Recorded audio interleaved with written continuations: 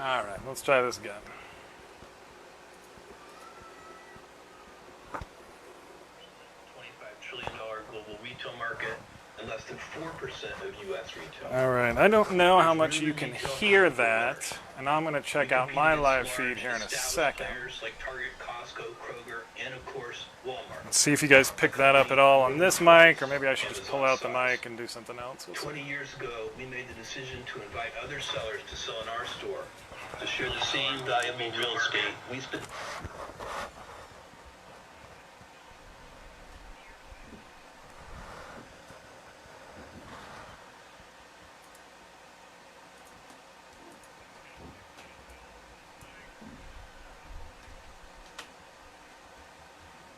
Okay, you can hear it fine. So this will be a little bit different than if you're listening to it, so I don't know how that's going to be, but I'm going to do my live reaction time to it so you can hear them, and then I'll pause them when I need to react. So we're good. Let's do this. You guys can hear this. We'll do it this way. And I will mute my own feed. Okay, you can hear it fine. So this will be a little bit different than if you're... All right, play. Better experience for customers. And that the growing pie of so this will be kind of boring. Would be big enough for all. We'll see how long this goes on. A zero-sum game. Fortunately, we were right. There are now 1.7 million small and medium-sized businesses selling on Amazon. This is Bezos talking about his company right now. Us every day has allowed Amazon to create more jobs in the United States over the past decade than any other company. He's also destroyed more jobs than anybody else. That's another thing. Amazon employees make a minimum of $15 an hour, more than double the federal minimum wage. And we offer it's an indictment of the federal minimum wage. Benefits that include comprehensive health insurance, 401k retirement, and parental leave, which includes 20 weeks of paid maternity leave. More than any place on earth, entrepreneurial companies start, grow, and thrive here in the US. We nurture entrepreneurs and startups with stable rule of law, the finest university system in the world, the freedom of democracy, and a deeply accepted culture of risk-taking. Of course, this great nation of ours is far from perfect. Even as we remember Congressman John Lewis and honor his legacy, we're in the middle of a much-needed race reckoning. We also face the challenges of climate change and income inequality, and we're stumbling through the crisis of a global pandemic. Still, with all of our faults and problems, the rest of the world would love even the tiniest sip of the elixir we have here in the U.S. Elixir. Immigrants like we have an elixir. Treasure this country is. They have perspective and often can see it even more clearly than those of us who were lucky enough to be born here. It is still day one for this country, and even in the face of today's humbling challenges, I have never been more optimistic about our future. Let me I see appreciate the opportunity to appear before you today, and I'm very happy to take your questions. If I can do this. You guys don't really need to see me. Chai, you are now recognized for 5 minutes. Maybe we can just do something Thank you, Mr. like... Chairman, Ranking Member Sensenbrenner, and members of the subcommittee. Before I start, do like a weird rebroadcast with the voiceover. The life of your colleague, Representative John Lewis. Because of his courage, this world is a better place. It will be deeply missed. At its heart, a discussion about competition is a discussion about opportunity. This has never been more important as the global pandemic poses dual challenges to our health and our economy. Expanding access. Yeah, you can see my magic cards there for a minute. I didn't have much access to a computer growing up in India, so you can imagine my amazement when I arrived in the U.S. He did, however, get a free college education at IIT. This is something I talk about a lot when we talk about competitiveness between countries. Accessing the internet for the first time set me on a path to bring technology to as many people as possible. It inspired me to build Google's first browser, Chrome. I'm proud that 11 years later, so many people experience the web through Chrome for free. Google takes pride in the number of people who choose our products. We are even prouder of what they do with them. From the 140 million students and teachers using G Suite for education to stay connected during the pandemic, to the 5 million Americans gaining digital skills through Grow with Google, to all the people who turn to Google for help, from finding finding the fastest route home to learning how to cook a new dish. I mean, it's become a verb, so I mean, it's hard to say that Google's value isn't there. Without the long tradition of American innovation. The question is, at what Proud cost to for all of contribute to its us? future. We employ more than 75,000 people in the U.S. across 26 states. The Progressive Policy Institute estimated that in 2018, we invested more than $20 billion in the U.S., citing us as the largest capital investor in America that year, and one of the top 5 for the last 3 years. One way we contribute is by building helpful products. Research found that free services like search, Gmail, Maps, and Photos provide thousands of dollars a year in value to the average American. And many are small businesses using our digital tools. I'm actually one of their API users. It's pretty neat. They've got some good stuff, some really amazing tools for their cloud stuff. To draw more customers. Gills Appliances. These are not insignificant things. In Bristol, Rhode Island. Credits Google Same with and AWS from helping Amazon. them reach customers online during the pandemic. The question here is about the Nearly ubiquity of one-third these small business owners services. say that without digital tools, they would have had to close all or part of their business during COVID. Another way we contribute is by being among the world's biggest investors in research and development. At the end of 2019, our R&D spend had increased tenfold over 10 years, from $2.8 billion to $26 billion, and we have invested over $90 billion the last 5 years. Our engineers are helping America remain a global leader in emerging technologies like artificial intelligence, self-driving cars, and quantum computing. Just as America's technology leadership is not inevitable, Google's continued success is not guaranteed. New competitors emerge every day, and today users have more access to information than ever before. Competition drives us to innovate, and it also leads to better products, lower choices, and more choices for everyone. For example, competition helped lower online advertising costs by 40% over the last. These opening statements are going to be pretty boring, so you can check back later if you want to see stuff. Open platforms like Android also support the innovation of others. Using Android, thousands of mobile operators build and sell their own devices without paying any licensing fees to us. This has enabled billions of consumers to afford cutting-edge smartphones, some for less than $50. Whether building tools for small businesses or platforms like Android, Google succeeds when others succeed. Competition also sets higher standards for privacy and security. Android is an interesting beast, that's for sure. Right, and Google is committed to keeping your information safe, treating it responsibly, putting you in control, and we've long supported the creation of comprehensive federal privacy laws.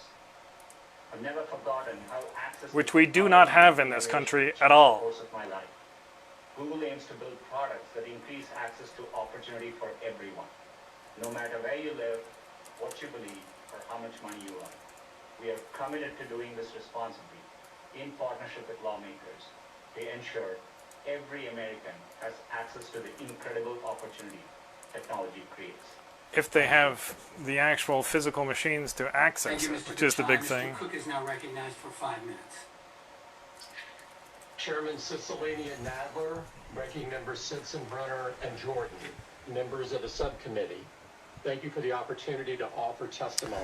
If I should find a better feed for us to watch. I Let me want to see. recognize the life and legacy of John Lewis.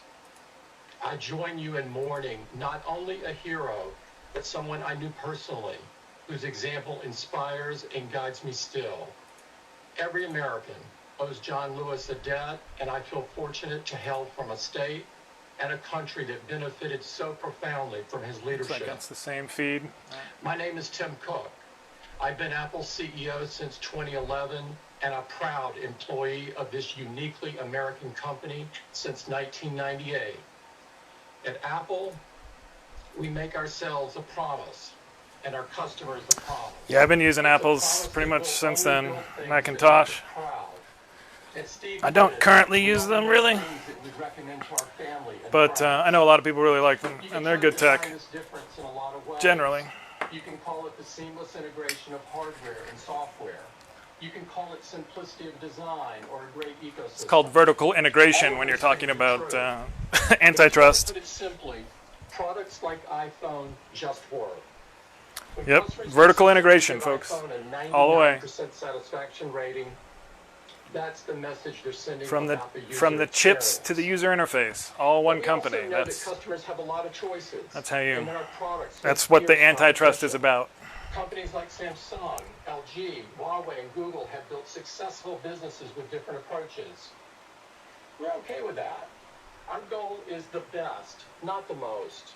In fact, we don't have a dominant share in any market or in any product category where we do business.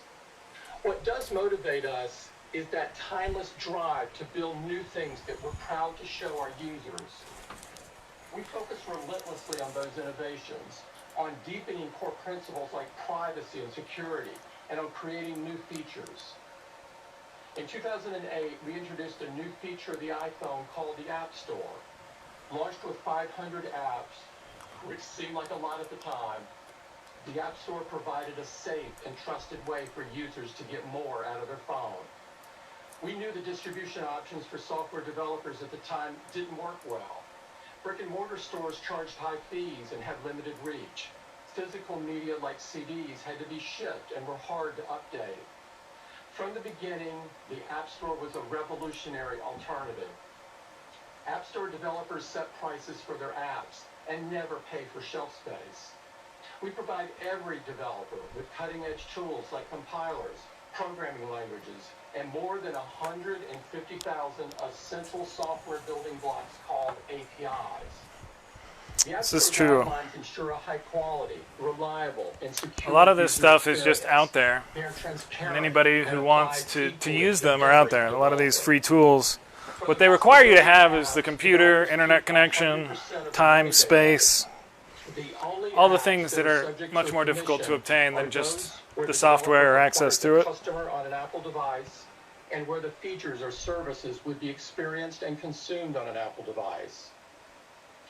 In the App Store's more than 10-year history, we have never raised the commission or added a single fee. In fact, we've reduced it for subscriptions and exempted additional categories of apps. Yeah, they don't allow any pornography or anything like that on their app store. So there is, you know, a quality control. There is a publishing aspect to it. They'll be talking about that later. The latest 500 apps is now more than 1.7 million, only 60 of which are Apple software. If Apple is a gatekeeper, what we've done is open the gate wider. We want to get every app we can on the store, not keep them all. The App Store's economic This is a vertical integration, once again. The App Store is vertically integrated with the hardware and the software. 50 states, and it facilitated $138 billion in commerce in the U.S. in 2019 alone. I share the committee's belief that competition promotes innovation, that it makes space for the next great idea, and that it gives consumers more choices. Since Apple was founded, these things have defined us. The first Mac brought opportunity and possibility into the home. The iPod helped musicians and artists to share their creations and be paid fairly for it. This legacy does much more than make us proud. It inspires us to work tirelessly to make sure tomorrow will be even better than today. Thank you very much. I look forward to responding to your questions. Thank you, Mr. Cook. Mr. Zuckerberg is now recognized for 5 minutes. Thank you. Before I begin, I want to add my voice to those honoring Congressman John Lewis and his service to our country. America has lost a real hero who never stopped fighting for the rights of every person. Chairman Cicilline, Ranking Member Sensenbrenner, members of the subcommittee, thank you for the opportunity to testify. The tech industry is an American success story. The products we build have changed the world and improved people's lives. Our industry is one of the ways that America shares its values with the world and one of our greatest economic and cultural exploits. Facebook is part of this story. We started with an idea to give people the power to share and connect. And we've built services that billions of people find useful. I'm proud that we've given people who've never had a voice before the opportunity to be heard, and given small businesses access to tools that only the largest players used to have. Since COVID emerged, I'm proud that people have used our services to stay in touch with friends and family who they can't be with in person. and to keep their small businesses running online when physical stores are closed. I believe that Facebook and the US tech industry are a force for innovation and empowering people. But I recognize that there are concerns about the size and power of tech companies. Our services are about connection, and our business model is advertising, and we face intense competition. Advertising. Remember that. Many of our competitors have hundreds of millions or billions of users. Some are upstarts, but others are gatekeepers with the power to decide if we can even release our apps in their app stores to compete with them. Oh, In many areas, please. we're behind our competitors. We don't own the App Store? The messaging service in the US is iMessage. The fastest growing app is TikTok. The most popular app for video is YouTube. The fastest growing ads platform is Amazon. The largest ads platform is Google. And for every dollar spent on advertising in the US, less than 10 cents is spent with us. The fastest. We're here to talk about online platforms, but I think the truth of competition is much broader. His concept of what's going on here is that he's not dominant across everything. It's freaking scary. This guy is kind of a sociopath. Compete against Kroger's and Walmart. When Facebook bought WhatsApp, we could compete against telcos who used to charge 10 cents a text message, but not anymore.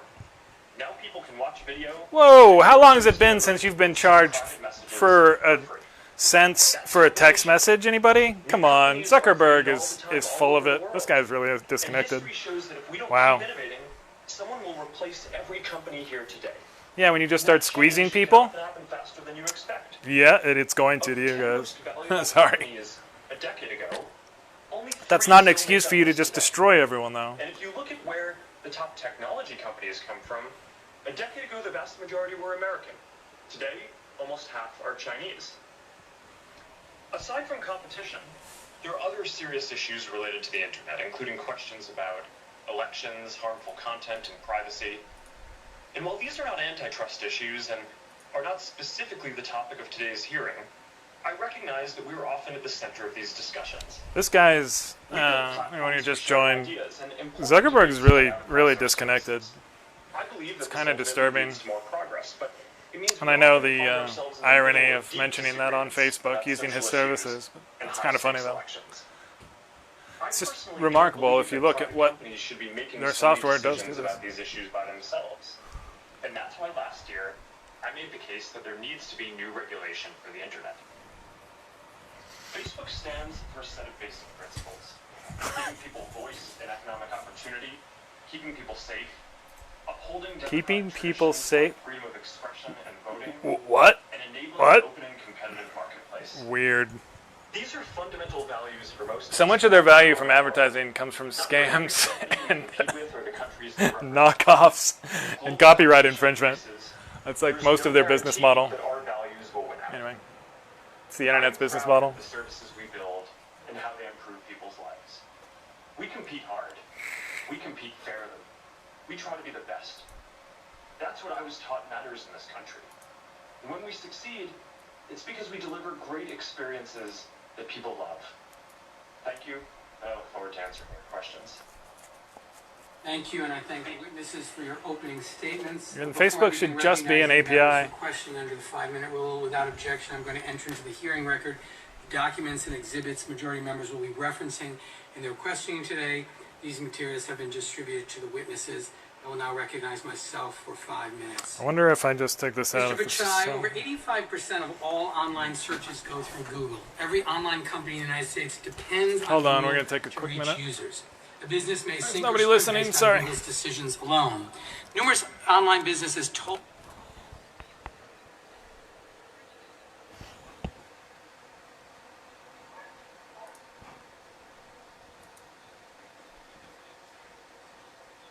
Oh yeah, that sounds fine.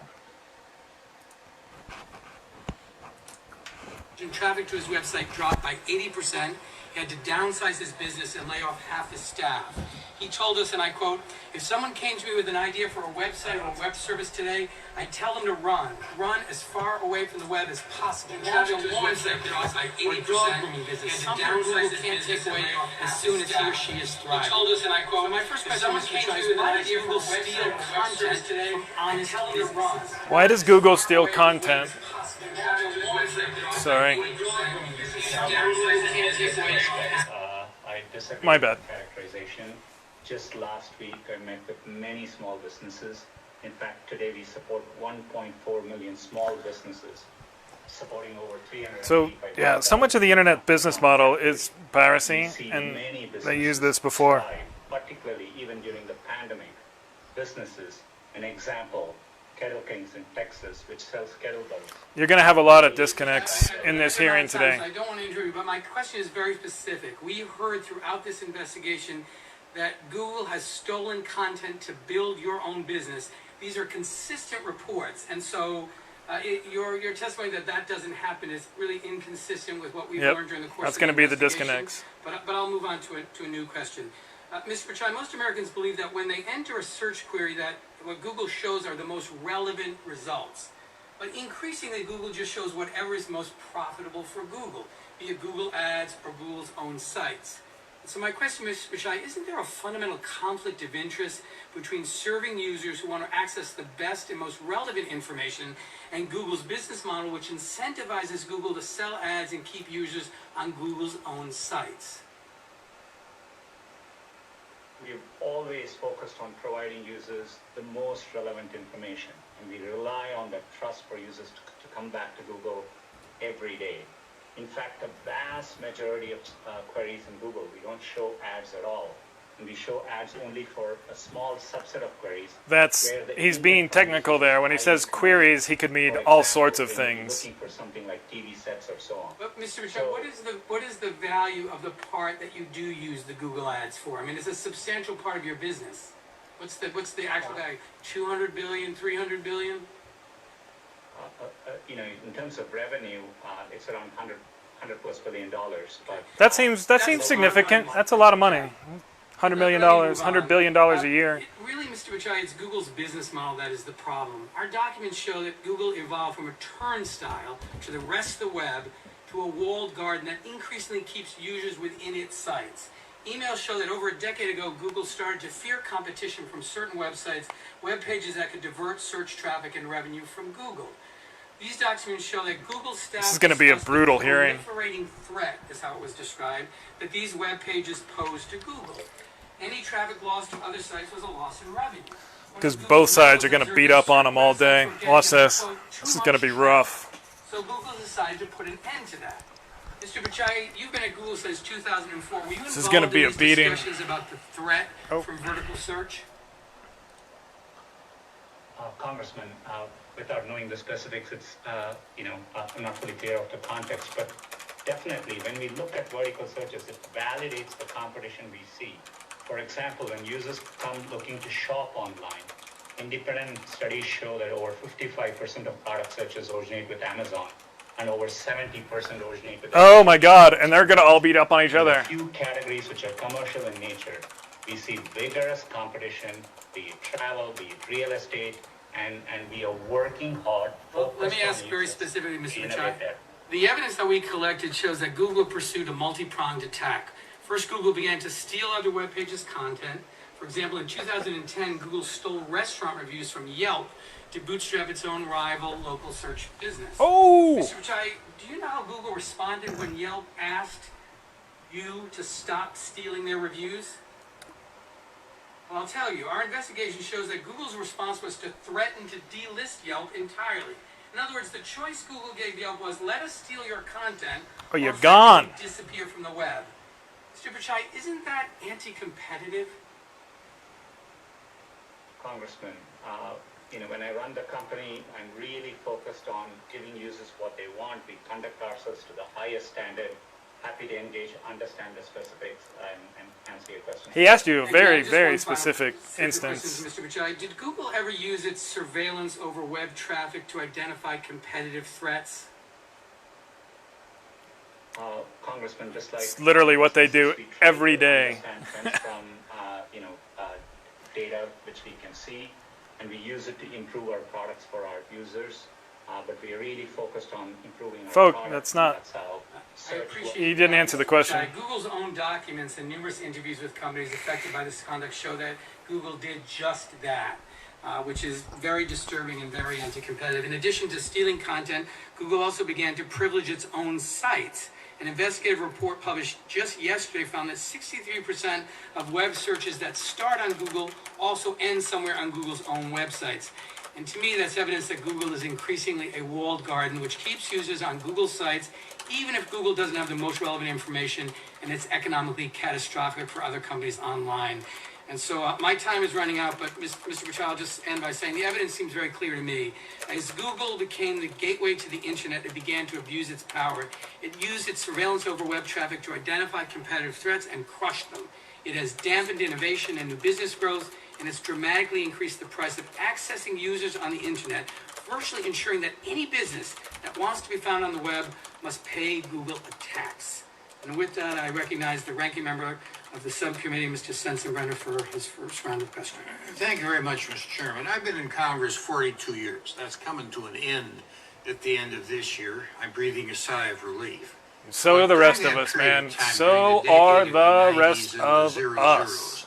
You know, I was involved as chairman of the Science Committee and chairman of this committee, and trying to make the net universal, scare the hell out of and open it up to everybody. And one of the theses that we use is the net should end up becoming basically the debate on issues not only in our country but throughout the world. And in exchange for that, this committee, the Congress, gave internet service providers immunity, so if somebody said something defamatory in what they posted, the ISPs could not be a part of a lawsuit. We protected you so you could do this, and you screwed us. After hearing Mr. Jordan give a long line of... Yeah, I didn't make you have to listen to him because he's ridiculous, which is not what's happening, by the way. But it's funny. The people who manage the net and... Those people who run the internet, whoever those two guys are, they seem to not like us. Using this as a political screen. Conservatives are consumers too. And the way the net was put together in the eyes of Congress is that everybody... Conservatives are literally against net neutrality. Mr. Zuckerberg... Everybody can speak their mind. What's up, Dave? How you doing, man? Zeroes in on Facebook. Exactly what are your standards in quote filtering This of guy. political speech? He's going to be gone in a Maybe few months, some folks. people out there don't agree with. He looks crazy. Congressman, thank you for the opportunity to address this. Yeah, I don't have the other side of it. Our goal is to offer a platform for all ideas. Including white supremacist ones. Wait, everyone in oops. the world of Wait, voice what? To share their experiences and ideas. A lot of that is... And how, and what races they'd like to wipe off the face of the planet, but, oops. And frankly, I think that we've distinguished ourselves as one of the companies that defends free expression the most. We do have community standards around things that you can and cannot say. I think you would likely agree with most. Does anybody agree that those community standards are enforced in any kind of rational, consistent way or any transparent way? Child exploitation, incitement of violence, some more legalistic things like intellectual property violations. Intellectual property oh my god. They sell knockoffs constantly. Could lead to dehumanizing It's like half of their or ads. encouraging violence down the If road. I may ask a specific of you.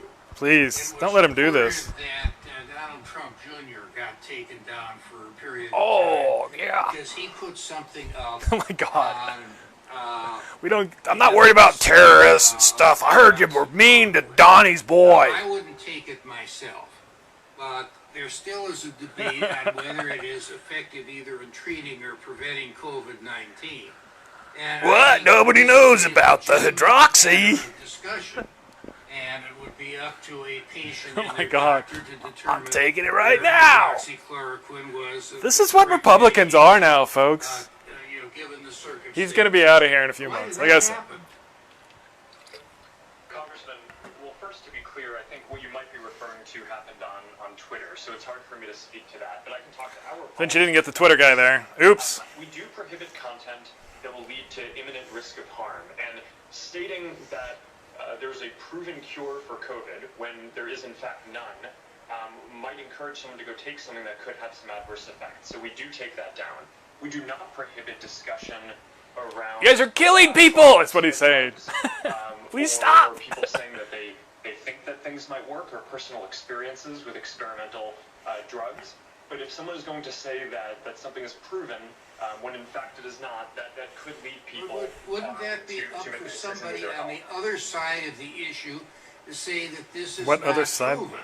And, you know, I know as a fact that, you know, for people with certain conditions, it's contraindicated and they shouldn't take it on that. But wouldn't that be up to somebody else, you know, to say, okay, what somebody posted on this really isn't true, and here's what the facts are, rather than having a Twitter or a Facebook take it down? Who's going to be in charge of that, buddy? Congressman, in general, I agree with you, and we do not... Which is the the question. It's so funny. He keeps saying that term as if it means something. Like it's this big, grandiose arbiters of truth. No, just take down lies and bullshit and don't let people sell fake stuff. Hydroxychloroquine is proven to cure COVID, when in fact it has not been proven to cure COVID, and that statement could lead people to take a drug that in some cases, some of the data suggests that it might be harmful to people. We think that we should take that down. That could cause imminent risk of harm. Thank you, I yield back. I thank the gentleman. I now recognize Get some the fireworks. distinguished Chair of the Full Judiciary Committee, Mr. Nadler from New York, for 5 minutes. Thank you, Mr. Chairman. Ah. Mr. Zuckerberg, I want to thank you for providing us information during our investigation. However, the documents you provided tell a very disturbing story. And that story is that Facebook saw Instagram as a powerful threat that could siphon business away from Facebook. So rather than compete with it, Facebook bought it. This is exactly the type of anti-competitive acquisition that the antitrust laws were designed to prevent. Now let me explain what I mean. Mr. Zuckerberg, you have written that Facebook can likely always just buy any competitive startups. In fact, on the day Facebook bought Instagram, which you described as a threat, you wrote, quote, "One thing about startups is you can often acquire," close quote. Mr. Zuckerberg, you were referring to companies like Instagram in that quote, weren't you? Congressman, I don't have the exact document in front of me, but I have always been clear that we viewed Instagram both as a competitor and as a complement to our services. In the growing space around, after smartphones started getting big, and they competed with us in the space of mobile cameras and mobile photo sharing, but at the time, almost no one thought of them as a general social network. And Oh my God, please, give me a break. He uses some really, really weak reasoning pretty constantly to justify what Facebook has done. By acquiring them, continue investing in it. He's really out of touch. I wonder if that sunscreen on his face did something to his brain! Kevin, the co-founder, or I thought would be possible at the time, while also incorporating some of the technology into making Facebook's photos sharing products better. So yes. Okay. Now, in early 2012, when Facebook... Ooh, you know what I should have done? Instagram, a competitive startup, you told your CFO that though nascent, Instagram could be very disruptive to us. And in the weeks leading up to the deal, you described Instagram as a threat, saying that, quote, "Instagram can meaningfully hurt us without becoming a huge business," unquote. Now, Mr. Zuckerberg, what did you mean when you described Instagram as a threat, as disruptive?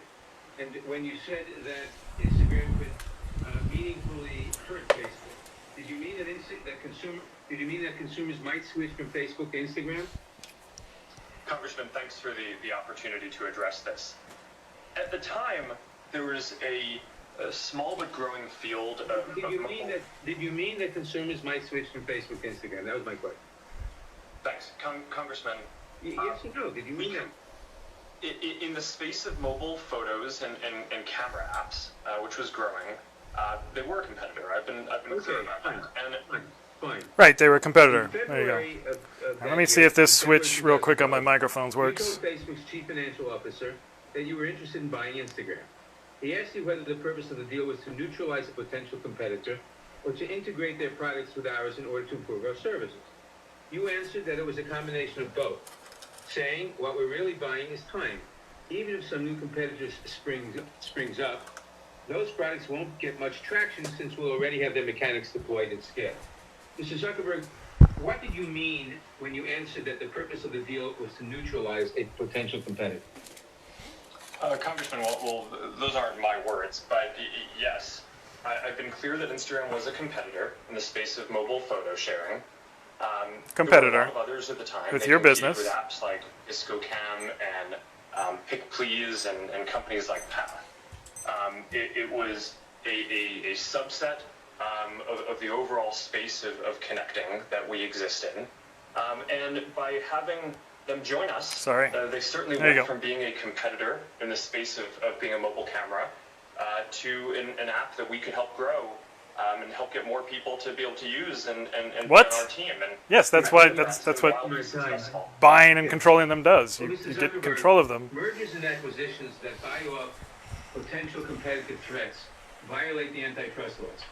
In your own words, you purchased Instagram to neutralize a competitive threat. Yeah, but we did that to, stop a competitor, so it's okay. Instagram now be broken off into a separate company. Well, Congressman, I think the FTC had all of these documents and reviewed this and unanimously. We bought off lots of guys a while back, so we're good. I mean, I think with hindsight, no, you're not, buddy. It probably looks like obvious that Instagram would have reached the scale that it has today, but at the time it was far from obvious. A lot of the competitors that they competed with in mobile That's why you bought them, because you saw this. What are you talking about? Which were hot at the time and had great founders and entrepreneurs running them. Dave Moore and I worked closely with him. He just won't wear his mask. He won't do it. It was not a guarantee that Instagram was going to They took him out. He still won't put it on right. The acquisition has done wildly well, largely because What an incredible not douche. just the founders' talent, but because we invested. I wonder if he was hanging out with Gomert the other day. And promoting it and working on security and working on a lot of things around this. And I think that this has been an American success story. Well, thank you. Mr. Zuckerberg, you're making my point. In closing, Yep. Mr. Chairman, I want to end where I began. Totally. Facebook, by Mr. Zuckerberg's own admission and by the documents we have from the time, Facebook saw Instagram as a threat that could potentially siphon business away from Facebook. And so rather than compete with it, Facebook bought it. This is exactly the type of anti-competitive acquisition that the antitrust laws were designed to prevent. This should never have happened in the first place. It should never have been permitted to happen. Oops. See, that's what Congress does, but Zuck. They're a little bit more important than the I would FTC. remind the witness that the failures of the FTC in 2012, of course, do not alleviate the antitrust Exactly. challenges that the chairman described. And with that, I'm going to ask down from Colorado, and again, thank him for co-hosting one of the most important field hearings we had along with Mr. Neguse in Colorado, that I think was very critical in this investigation, and you'll recognize from 5 minutes, Mr. Buck. Thank you, Mr. Chairman. This guy's a And I'll offer my nutball. appreciation to you for the bipartisan Here comes way the that you have censorship approached stuff. the Watch subcommittee's this. investigation. I want to start by saying that capitalism is the greatest instrument for freedom this world has ever seen. Capitalism has given the United States the freedom and means to defeat the Soviet Union, beat back fascism, and put a man on the moon. This is someone who's against anti-fascists, by the way. It has made America the freest, most prosperous nation. And he in the supports world. the police doing anything Our they want to. businesses have taken ideas born out of a Just so you put that in garage, context. a warehouse, and built these dreams into 4 of the biggest power players in the digital global economy. You have all enjoyed the freedom to succeed. Now, let me be clear. I do not believe big is necessarily bad. In fact, big is often a force for good. However, I want to address one particularly disturbing issue. Mr. Pichai, in October 2018, Google dropped out of the running for a Pentagon contract to complete the Joint Enterprise Defense Infrastructure, or JEDI, contract, which was valued at more than $10 billion. Google's stated reason for removing itself from the bidding process is that the U.S. military's project did not align with Google's corporate values and principles. This is the same U.S. military that fights for our freedoms and stands as a force for good across the globe. This is These are the same an soldiers, interesting sailors, take sailors and airmen that on sacrifice what their was lives to ensure you have the freedom to build your their company and set your corporate do no policies evil without fear corporate of government logo, interference, which I didn't hear during the unlike in communist beginning, China. so I don't think they have that I anymore. also find it very interesting that only months after making this decision to withdraw from the JEDI contract, Marine General Joseph Dunford, the chairman of the U.S. Joint Chiefs of Staff, warned the Senate Armed Forces Committee that the Chinese military was directly benefiting from Google's work.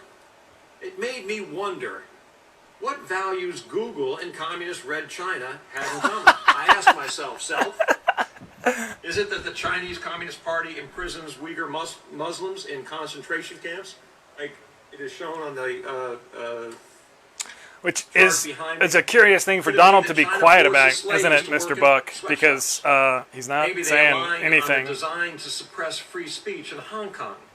Did Google agree with CCP's decision to lie to the world about the COVID-19 pandemic? What? And I thought about Google's dragonfly experiment. I wondered if perhaps you agreed with the Chinese government's use of technology platforms to spy on its own people and enforce draconian security laws. That's literally why they didn't want to do the Jedi contract. Chinese Communist It's crazy, man. Corporate espionage policies, where the strategy is to steal whatever can't be produced domestically. These values that allow Google to work with the Chinese military but not the U.S. military help explain why Google wouldn't think twice about blatantly stealing a competitor's product, right down to the watermark, without any hint of attribution. Mr. Pichai, during our field hearing in my home state of Colorado, These guys are getting crushed today. So brazen and contrary to free market principles that I thought it must have been straight from the Chinese Communist Party's corporate espionage playbook. Google took advantage of a company that relied on your search engine to build its brand and compete. Google misappropriated lyrics from Genius Media Group's website and published those lyrics on Google's own platform. However, Genius caught Google in the act, quite literally red-handed. When Genius suspected this corporate theft was occurring, the company incorporated a digital watermark in its lyrics that spelled out red-handed.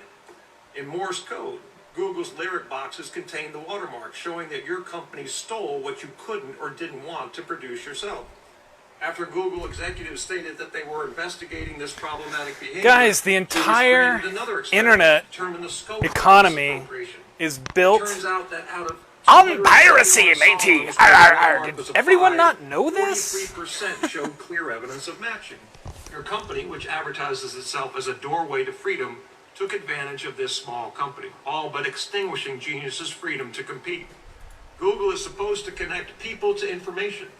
Your corporate values once stood for freedom, a platform that let capitalism flourish and helped bring countless people across the globe out of poverty. My question to you, Mr. Pichai, do you think that Google could get away with following China's Did you think you could get away with it? if That's you hilarious. didn't have a monopolistic advantage in the market? Congressman, I want to be able to address the important concerns you raised. First of all, we are proud to support the U.S. government. We recently signed a big project with the Department of Defense where we are bringing our world-class, zero-trust-based cybersecurity approach to help protect Pentagon networks from cybersecurity attacks.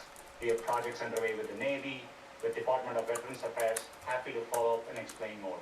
We have a very limited presence in China. We don't offer any of our services, search, maps, Gmail, YouTube, etc. in China. And with respect to music, we license content there. In fact, we license content from other companies. And so this is a dispute between Genius and the other companies in terms of where the source of the content is. But again, we stole it from somebody else that they licensed it from. This is totally different. They're getting crushed. Thank the gentleman. I now recognize the gentleman from Georgia, Mr. I'll take a break in a minute. 5 minutes. That whole... We actually steal it from a different place, not them.